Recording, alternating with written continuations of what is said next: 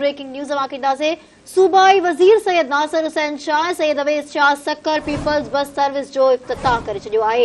इफ्तिताही तकरीब में MLA Numan Islam Shaikh, secretary transport Abdul Haleem ऐं डीसी सक्कर शहजाद तार थईम पिणु मौजूद हुआ। सूबाई वज़ीर नासिर हुसैन शाह चयो त peoples party chairman Bilawal Bhutto Zardari जो पीपल्स बस सर्विस जो मिशन पूरो थियो आहे। जल्द पिंक बस सर्विस भी शुरू कई वेंदी। सैयद अवैस शाह चयो आहे त 3 सालनि जी लगातार महिनत पंहिंजी क़यादत जो ख्वाब पूरो कयो आहे। ब्रेकिंग न्यूज़ आहे, अपडेट कंदासीं नाज़रीन खे।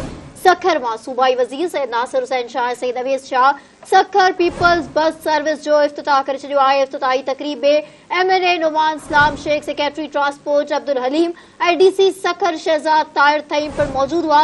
सूबाई वज़ीर नासिर हुसैन शाह चयो त peoples party chairman Bilawal Bhutto Zardari जो पीपल्स बस सर्विस जो मिशन पूरो थियो आहे। जल्द पिंक बस सर्विस भी शुरू कई वेंदी।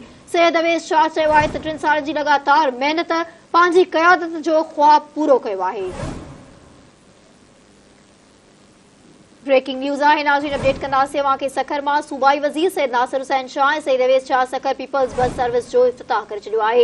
इफ्तिताही तकरीब में MLA Numan Islam Shaikh, secretary transport Abdul Haleem ऐं डीसी सक्खर शहजाद ताहिर थईम पिणु मौजूद हुआ। सूबाई वज़ीर नासिर हुसैन शाह चयो आहे त peoples party chairman Bilawal Bhutto Zardari जो पीपल्स बस सर्विस जो मिशन पूरो थियो आहे। जल्द पिंक बस सर्विस भी शुरू कई वेंदी।